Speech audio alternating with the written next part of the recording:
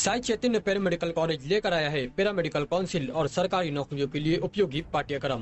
EMLT, radiology technician, health sanitary inspector में admission जारी है। हमारा पता याद रखें, Sai Chaitanya paramedical college, Ruby City Scan के ऊपर, मोची। डॉक्टर शोभाताई बच्छाव, यहाँ मौजूद DCC श्री कोतवाल जी,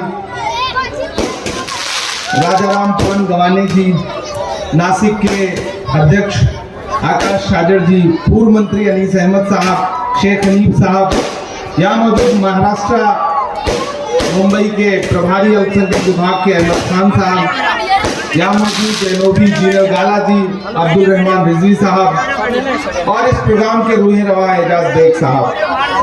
मेरा ख्याल है कि मैं जल्दी दूसरी बार आ गया हूँ। थोड़े दिन पहले मालेगांव आपके बीच में फिर आया था, लेकिन पिछली मुलाकात कुछ अलग थी और आज की मुलाकात कुछ अलग है। माइक थोड़ा सा बेहतर कर दे, अगर हो सके तो माइक की आवाज थोड़ी बेहतर कर दे। पार्लियामेंट में मोदी जी नहीं बोलने देते, यहाँ माइक वाला नहीं बोलने देगा तो कैसे काम चलेगा। थोड़ा सा बेहतर कर दे। मालेगांव वालों, पिछली बार आया था तो आपसे एक पर्सनल मुलाकात करने आया था, लेकिन इस बार आपसे मिलने आया हूं तो उसका मकसद अलग है। आने वाली 20 तारीख को आपको ईवीएम बूथ पर जाना है और हिंदुस्तान के मुस्तकबिल का फैसला करना है, दूल्हे के मुस्तकबिल का फैसला करना है। मैं हिंदुस्तान के अलग अलग शहरों से होता हुआ आपके बीच में आया हूं। कल बंगाल में था, बंगाल से सीधे मुंबई लैंड किया और फिर यहाँ आया। उधर जो लोग मुझे स्क्रीन पर देख रहे हैं उनसे गुजारिश है कि अगर वहां से कम नजर आ रहा हो तो आप सीधे आगे भी आ सकते हैं, ज्यादा बेहतर रहेगा। स्क्रीन चूंकि 3-3 कर दिया है तो बड़ा डाइवर्ट सा कर दिया है इन्होंने। जो थोड़ा 20-25 मिनट का वक्त बचा है, मैं कोशिश करूंगा कि आपसे थोड़ी गुफ्तगू करूं और थोड़ी शायरी भी सुनाऊं, दोनों काम करूं, लेकिन पहले गुफ्तगू करूंगा। झील में पानी बरसता है हमारे देश में, झील में पानी बरसता है हमारे देश में, खेत पानी को तरसता है हमारे देश में, जिंदगी का हाल खस्ता है हमारे देश में, दूध महंगा खून सस्ता है हमारे देश में। मालेगांव से उठी हुई आवाज पूरे हिंदुस्तान में असर रखती है। अगर आपको लगता है कि इलेक्शन सिर्फ पार्लियामेंट के मेंबर चुनने का इलेक्शन है तो नहीं, आप गलतफहमी के शिकार हैं। ये इलेक्शन दो विचारधाराओं के बीच में है, दो ज़हनियत के बीच में है। एक तरफ वो ताकतें खड़ी हैं जो ये कह रहे हैं कि हमें मैंडेट दो, हमें बहुमत दो, क्योंकि हमें हिंदुस्तान का आईन बदलना है। नरेंद्र मोदी के साथी, चाहे वो अनंत हेगड़े हो, चाहे ज्योति मिर्धा हो, चाहे लल्लू सिंह हो या भाजपा के पोस्टर बॉय अरुण गोविल हो, पिछले 1 महीने में उनके स्टेटमेंट उठा के देख लीजिए। उनका एक स्टेटमेंट है कि हमें 400 सीटें दो क्योंकि हमें भारत का संविधान बदलना है।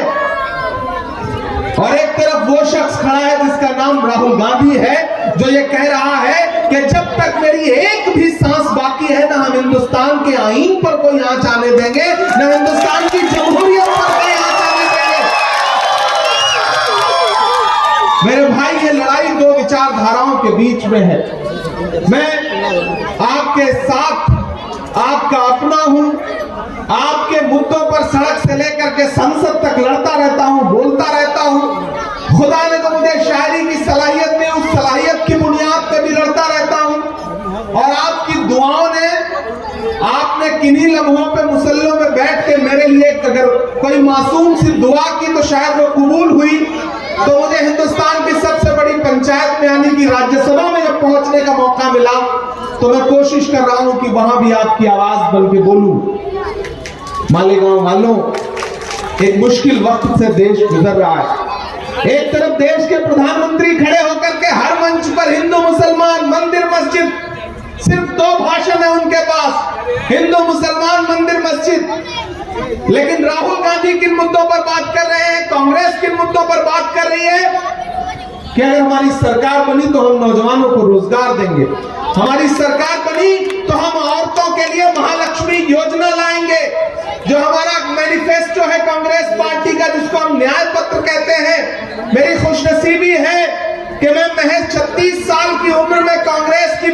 मैनिफेस्टो कमेटी का मेंबर हूं। वो जो मैनिफेस्टो बना है उसमें मैंने आपकी नुमाइंदगी की है, आपकी तरफ से आपकी वकालत की है उस मैनिफेस्टो को बनाने में। जिस मैनिफेस्टो में पी चिदंबरम है, शशि थरूर है, जयराम रमेश है, वहां पर इमरान प्रतापगढ़ी आपकी नुमाइंदगी कर रहा है। और वहां जो लिखा गया है उसके लिखने में, उसके कहने में इमरान प्रतापगढ़ी का भी रोल है। मैंने बनाया है उस मैनिफेस्टो को। वो मैनिफेस्टो हिंदू मुस्लिम की बात नहीं करता, वो कहता है कि अगर कांग्रेस पार्टी की सरकार बनी, सेंटर में इंडिया अलायंस की सरकार बनी, तो हर गरीब परिवार की औरत को सालाना 1 लाख रुपया मिलेगा। तो मैं मालेगांव की अपनी माओ बहनों से कहना चाहता हूं कि अगर इंडिया अलायंस की सरकार बन गई, आपने शोभा ताई को मेंबर ऑफ पार्लियामेंट बना करके लोकसभा में पहुंचा दिया, तो सरकार बनने पर मुझे लगता है कि हिंदुस्तान के जिस शहर का सबसे बड़ा फायदा होगा वो यकीनन मालेगांव शहर होगा। ये मुझे पूरा एतबार है। और एक चीज जान लो मेरे भाई मालेगांव वालों, अभी मैंने सुना धुले में गृह मंत्री जी आए थे, अमित शाह साहब, हो सकता है 1-2 दिन में प्रधानमंत्री जी भी आए, आसपास आएंगे ही।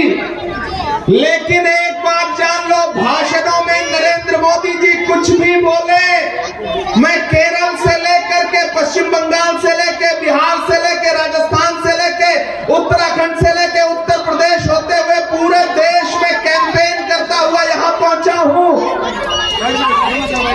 भाषणों में और मीडिया चैनलों पर नरेंद्र मोदी चुनाव जीत रहे हैं, लेकिन जमीन पर इंडिया अलायंस चुनाव जीत रहा है, कांग्रेस पार्टी चुनाव जीत रही है। इधर जो सामने बच्चे बैठे हैं, थोड़ी देर के लिए ऐसे चुप हो जाओ जैसे आजकल अडवाणी जी चुप रहते हैं, बिल्कुल उसी तरह चुप रहो, चुपचाप बैठ जाओ बेटा। मेरे भाई प्रधानमंत्री जी के नीचे से जमीन खिसक गई है। ये जो 4 फेज के इलेक्शन आज हुए हैं ना, 4था फेज आज हुआ है, आप यकीन जानो कि उनके पैर के नीचे से जमीन खिसक गई है।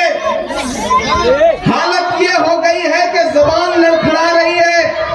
अगले 1-2 भाषण में हो सकता है किसी मंच पर वो रोने भी लगे, ये मेरी भविष्यवाणी नोट करना, ऐसा हो सकता है कि वो रोने लगे।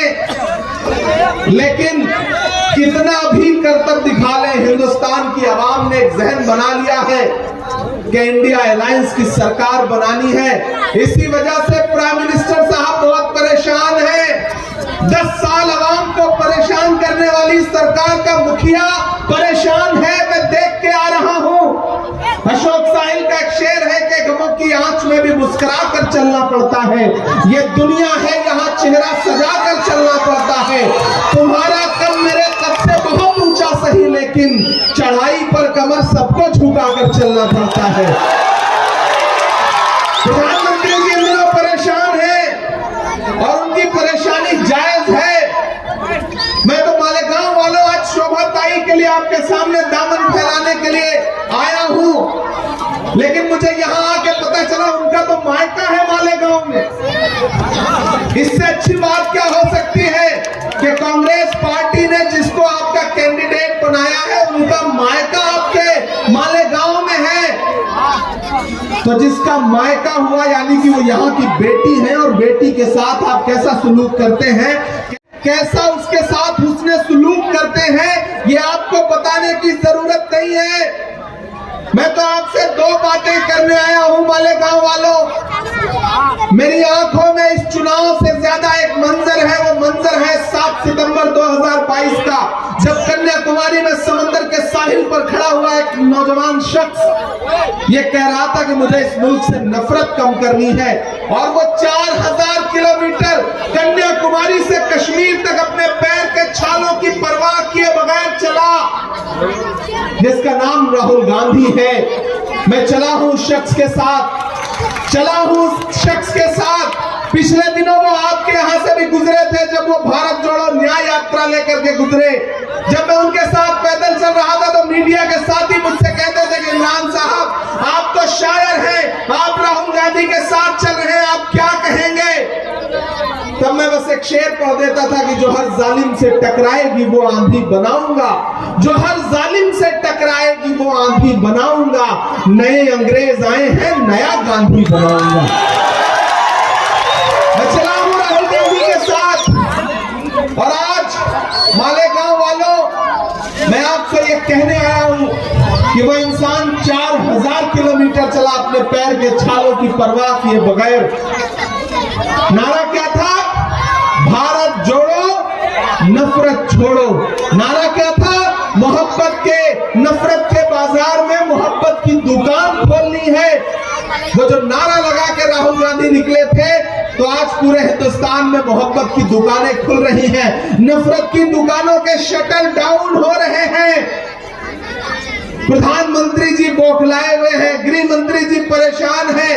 भाजपा की सरकार जाने वाली है। प्राइम मिनिस्टर भले कितने नारे लगाए कि उन्हें इतनी सीटें आ रही हैं, उतनी सीटें आ रही हैं। पिछले दिनों प्रेस कॉन्फ्रेंस करके राहुल गांधी ने कहा कि इस लोकसभा इलेक्शन में भाजपा किसी भी कीमत पे 180 सीट का आंकड़ा नहीं पार करेगी, नहीं पार करेगी, नहीं पार करेगी। अब अगर राहुल गांधी ने कहा है तो इसे पत्थर की लकीर समझा जाए। मालेगांव वालों, आप बहुत दानिश्वर लोग हैं, आप जिंदा दिल लोग हैं। मैं तो बस आपसे एक वाकया शेयर करता हूं। बेटा चुप हो जाओ, चुप हो जाओ बिल्कुल। मैं आपसे एक छोटा सा वाकया साझा करना चाहता हूं। महान बादशाह सिकंदर ने जब यूनान फतेह किया, तो यूनान फतेह करने के बाद वो जीत का जश्न मनाने के लिए शहर की सड़कों पर निकला। उसने देखा कि पूरा शहर जश्न मना रहा है, लेकिन सड़क के किनारे पेड़ के नीचे एक इंसान चादर तान के सो रहा है। सिकंदर को गुस्सा आया। सिकंदर अपने घोड़े से उतरा और उस सोते हुए इंसान के पास गया और उसे जोर की एक लात मार के कहा कि क्यों रे फकीर, पूरा शहर जश्न मना रहा है, मैंने शहर फतेह कर लिया और तू सो रहा है। उस फकीर ने उम्मीदी आंखों से सिकंदर की तरफ देखा और देख करके कहा कि शहर फतेह करना बादशाहों का काम है, लेकिन लात मारना गधे का काम है। क्या खुदा की कायनात में इंसानों की इतनी कमी हो गई है जो उसने बादशाह गधे के हाथ में सौंप दी? बताओ मालेगांव वालों, 2014 में लात तो आपको भी पड़ी महंगाई की, हमको भी पड़ी, फिर नोटबंदी की लात पड़ी, फिर जीएसटी की लात पड़ी, और सबसे बड़ी लात जो पड़ी वो नफरत की पड़ी इस मुल्क में। आज मुल्क में किस ट्रेन में, किस चौराहे पर कौन सी भीड़ लिबास देख करके किसे मार दे कोई अंदाजा नहीं है। ये जो नफरत पूरे मुल्क में फैलाई गई, इसका जिम्मेदार कौन है? इस मुल्क का हाकिम जिम्मेदार है। और उस नफरत को कम करने की कोशिश कौन कर रहा है? राहुल गांधी कर रहे हैं। मैं यहां खड़ा होकर के मालेगांव वालों आपसे ये कहना चाहता हूं कि अरे आप तो इस बात पर ईमान रखते हो ना कि मजदूर का पसीना सूखने से पहले उसकी मजदूरी उसे दे दी जाए। रखते हो ना इस बात पर ईमान? रखते हो ना? मैं रखता हूं इस बात पर ईमान कि मजदूर का पसीना सूखने से पहले उसकी मजदूरी उसको दे दी जाए। मैंने देखा है राहुल गांधी के पैर के छाले, मैंने देखा है राहुल गांधी का बहता हुआ पसीना। न वो छाले अभी सूखे हैं, न वो पसीना अभी सूखा है। मैं मालेगांव में राहुल गांधी की मजदूरी मांगने के लिए आया हूं मालेगांव वालों। और वो मजदूरी है, शोभा ताई को जिता करके पार्लियामेंट भेजिए। आने वाली 4 जून को जब हिंदुस्तान में इंडिया गठबंधन की सरकार बने और हमारी आंखें वो मंजर देखें कि राहुल गांधी इस मुल्क के प्राइम मिनिस्टर की शपथ लें, तो एक तरफ शोभा ताई बच्चाओं खड़ी हो और एक तरफ इमरान प्रतापगढ़ी खड़ा हो। मैं ये मंजर देखना चाहता हूं और ऐसा होने जा रहा है। मैं पूरी जिम्मेदारी से महाराष्ट्र की इस तारीखी सरजमीन पर मालेगांव में खड़ा होकर के ये कह रहा हूं आपसे, नोट करिएगा मेरी बात को कि तमाम करतब करने के बाद भी, तमाम हिंदू मुसलमान करने के बाद भी प्रधानमंत्री जी हर दिन अलग अलग तरीके का नमक मिर्च लगा के भाषण दे रहे हैं, लेकिन ऐसा लग रहा है जैसे आवाम ने कान बंद कर लिए हो, कुछ सुनना ही नहीं चाह रही है। वो सीधे सीधे उनसे उनके 10 सालों का बदला लेना चाहती है, जिसमें महंगाई आसमान पर है। उनके जितने नारे थे वो झूठे साबित हुए। बहुत हुई महंगाई की नारा याद है? दलिंदर का नाम वो नारा कहां चला गया? वो पेट्रोल डीजल जो 58 रुपए का था वो 100 रुपए के पास पहुंच गया। गैस सिलेंडर 400 वाली 1000 के पार पहुंच गई। आटा, चावल, दूध, दही, पनीर, छाछ, लस्सी, किस चीज पर महंगाई नहीं आई? भाजपा की सरकारें तो वो सरकारें हैं जो अपनी पसंद की फिल्में टैक्स फ्री करती हैं और कफन पर जीएसटी लगाती हैं। कफन पर टैक्स लगाया है उन्होंने। मैंने पार्लियामेंट में उसके खिलाफ आवाज उठाई थी। मैं इसलिए खड़ा होकर के यहां कहता हूं, भाजपा वाले अपने भाषणों में, प्राइम मिनिस्टर साहब अपने भाषणों में कांग्रेस से 70 साल का हिसाब मांग रहे हैं। वो एक दिन पार्लियामेंट में खड़े होकर के मोदी जी उधर से भाषण दे रहे थे, बताओ कांग्रेस वालों तुमने 70 साल में क्या किया? खड़गे जी इधर बैठे थे, हमसे पलट के बोले इमरान मत बताना, जो बताओगे ये उसको भी बेच देंगे, इनका काम सिर्फ बेचने का है, मत बताना। मैं तो भाजपा वालों से कहना चाहता हूं, अरे भाजपा वालों, जो सरकार अपना चलाया हुआ 2000 का नोट 7 साल नहीं चला सकी, वो हमसे 70 साल का हिसाब मांगती है। जो अपना चलाया हुआ नोट नहीं चला सके वो देश क्या चलाएंगे? नहीं चला सकते। इनका नारा था बेटी बचाओ बेटी पढ़ाओ। हमारी आंखों ने वो मंजर देखा कि वो चाहे हाथरस हो, चाहे उन्नाव हो, चाहे जंतर मंतर पर बैठी हुई हमारी बेटियां हो ओलंपिक पदक लाने वाली, उनको किस तरह पुलिस के जरिए घसीटा गया। और अभी कर्नाटक में जेडीएस जो भाजपा की सहयोगी पार्टी है, उसका एक मेंबर ऑफ पार्लियामेंट है जिसका नाम है प्रज्वल रेवन्ना, उसके खिलाफ तकरीबन 2000 महिलाओं से रेप के आरोप लगे और प्राइम मिनिस्टर उसके लिए वोट मांगने गए थे। ये है इनके बेटी बचाओ बेटी पढ़ाओ नारे की सच्चाई। तो मैं आज आपके बीच में खड़ा होकर के आपकी बेटी के लिए, आपके परिवार की बहन के लिए वोट की अपील करने आया हूं मालेगांव वालों। और पूरे महाराष्ट्र में कांग्रेस पार्टी की लहर चल रही है, महाविकास अघाड़ी की आंधी चल रही है। जब 20 तारीख को बूथ पर जाना तो ये सोच के जाना कि आपका दिया गया एक एक वोट जो हाथ के पंजे के सामने वाली बटन पे दबाओगे जो दूसरे नंबर पर है, आपका दिया गया एक एक वोट सिर्फ शोभा ताई को नहीं मिलेगा, मोहब्बत के उस मसीहा को भी मिलेगा जिसका नाम राहुल गांधी है। आपका दिया गया एक एक वोट मल्लिकार्जुन खड़गे जी को भी मिलेगा। आपका दिया गया एक एक वोट सोनिया गांधी जी को मिलेगा, राहुल गांधी जी को मिलेगा, शरद पवार जी को मिलेगा, उद्धव ठाकरे जी को मिलेगा, नाना पटोले जी को मिलेगा। आपका दिया गया एक एक वोट आपके भाई आपके बेटे इमरान प्रतापगढ़ी पर एहसान होगा आपका। क्योंकि मेरे भाई मैं आपकी आवाज हूं, मैं आपके लिए बोलता हूं, आपके लिए लड़ता हूं। और आपकी आवाज को राहुल गांधी जी ने, एक बात मेरी याद रखना, जिस वक्त में लोग आपकी परछाई से दामन बचा रहे हो, बहुत कड़वी बात कह रहा हूं लेकिन इस बात को संजीदगी से अपने जहन में उतारना, जिस वक्त में इस मुल्क की सरकारें, इस मुल्क की सियासत आपकी परछाई से दामन बचा रही हो, ऐसे वक्त में राहुल गांधी जी ने आपके इस भाई का हाथ पकड़ा और हाथ पकड़ के कहा कि जाओ देश की सबसे बड़ी संसद में बैठो, राज्यसभा में बैठो और अक़लियतों के लिए आवाज उठाओ, बोलो उनके लिए। तो मैं उस बुनियाद पर, और मैं खुशनसीब हूं कि मुझे जब पार्लियामेंट में जाने का मौका मिला तो किसी और सूबे से नहीं बल्कि महाराष्ट्र से मौका मिला। मैं शुक्रगुजार हूं कांग्रेस पार्टी का और मैं आपसे वादा करता हूं, मालेगांव वालों पिछले दिनों आया था तो मैं लाइब्रेरी के लिए वादा करके गया, उस पर काम भी शुरू हो रहा है, उस पर बजट भी मुकम्मल हो गया है, जल्दी इंशाल्लाह वो काम भी दिखेगा।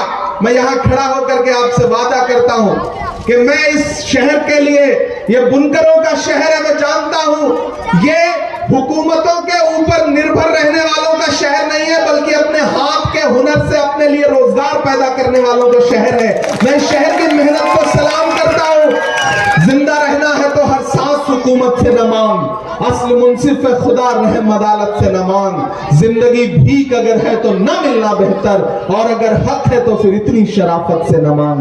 मालेगांव वालों, मैं जानता हूं बहुत खुददार लोग हैं। मैं मालेगांव के इस बुनकर उद्योग के लिए जो करना चाहता हूं, यहाँ तमाम सियासी लोग गवाह हैं इस बात के कि जब मुझे पार्लियामेंट में पहुंचने के बाद बोलने का मौका मिला तो मैंने सबसे पहली आवाज उठाई तो जेएनयू से गायब हुए इस बच्चे नजीब की मां के आंसुओं के लिए आवाज उठाई, जामिया के लिए आवाज उठाई, अलीगढ़ यूनिवर्सिटी के लिए आवाज उठाई, और जब दूसरी बार मुझे बोलने का मौका मिला तो मैंने हिंदुस्तान के बुनकरों के लिए आवाज उठाई। गूगल पर चेक कर लीजिएगा, पार्लियामेंट में बुनकरों के लिए बोला मैं आपके लिए बुनियादी काम करना चाहता हूं और वो काम तभी होगा जब इंडिया अलायंस की सरकार बनेगी। और इंडिया अलायंस की सरकार बनने के लिए एक एक सीट जरूरी है। धुले से आप शोभाताई बच्चाओं को जिता करके पार्लियामेंट पहुंचाइए। आने वाले दिनों में एक जिताइए, एक फ्री पाइए, इससे अच्छा ऑफर तो कुछ हो ही नहीं सकता। एक सांसद जिताओगे, एक खासदार जिताओगे, एक साथ में फ्री पाओगे। ये लोकसभा में खड़े होकर के धुले के लिए मालेगांव के मुद्दे पर लड़ेंगी और मैं इस बहन का साथ देने के लिए राज्यसभा में खड़ा होकर के आपके मुद्दों पर लड़ूंगा। तो यकीनन आपके मुद्दों का हल जल्दी निकलेगा। मेरे भाई वक्त बहुत कम है, मैं जानता हूं। हाँ, शायरी में सुना दे, शायरी में सुनाएंगे तो काम भी नहीं चलेगा। बटन देर तक दबाओ, सबको ये बात बता दीजिए। मैं तो ये चाहता हूं बटन इतनी जोर से दबाओ कि मैं दिल्ली में मौजूद रहूं तो मालेगांव की आवाज मुझको दिल्ली तक सुनाई पड़े। इतनी जोर से दबाओ, इतनी जोर से दबाओ। और मालेगांव वालों, इतनी बड़ी लीड इस असेंबली से दे दो कि लाख कोशिश करने के बाद भी इस लीड को कम न कर पाए भाजपा की सरकार। ये ध्यान में रख लो, ये सोच बना करके 20 तारीख को जाओ और जब बूथ पर पहुंचो तो बटन दबाओ और साथ में एक नारा लगाओ कि 20 मई भाजपा गई। 20 मई, लगाओ मेरे साथ नारा, 20 मई, 20 मई यार, 20 मई, 20 मई, 20 मई। घर से निकलिए कि आपका एक एक वोट हिंदुस्तान के आईन को बचाने के लिए जाएगा। वो आईन, वो संविधान जिसमें महात्मा गांधी, पंडित जवाहरलाल नेहरू, मौलाना आजाद के सपने शामिल हैं। वो संविधान जिसमें डॉक्टर साहब बाबा, मौलाना आजाद के सपने शामिल हैं। वो संविधान जिसमें डॉक्टर बाबा साहब अम्बेडकर के खून पसीने से लिखा हुआ संविधान बचाने की लड़ाई है। ये हम सबकी जिम्मेदारी है कि हम आईन बचाने के लिए घर से बाहर निकलेंगे और शोभाताई बच्चाओं को चुनाव जिता करके वापस लाएंगे। मैं आखिरी के जो 3 मिनट बचे उसमें शायरी सुना देता हूं, नहीं आप नाराज हो जाए।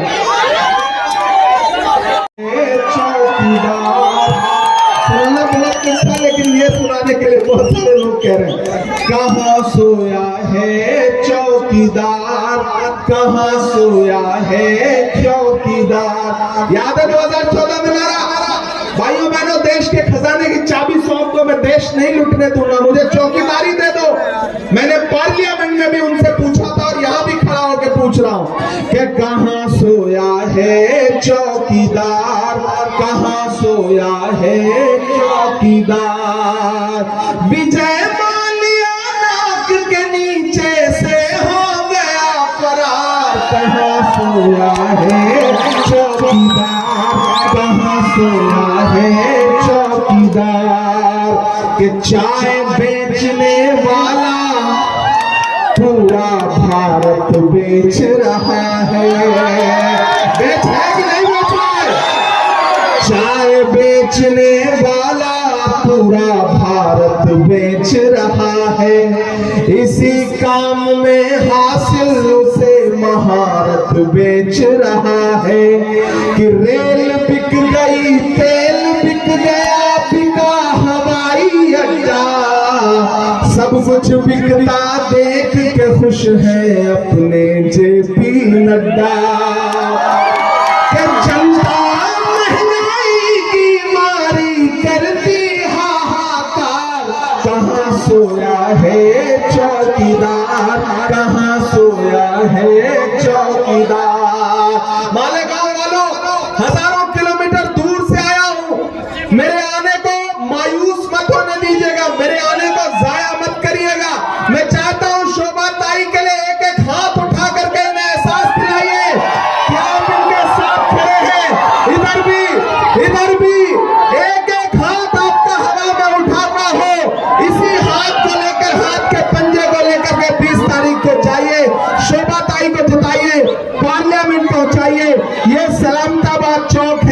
इंशाल्लाह एक बार फिर 4 जून के बाद वापस आऊंगा आपका शुक्रिया अदा करने के लिए।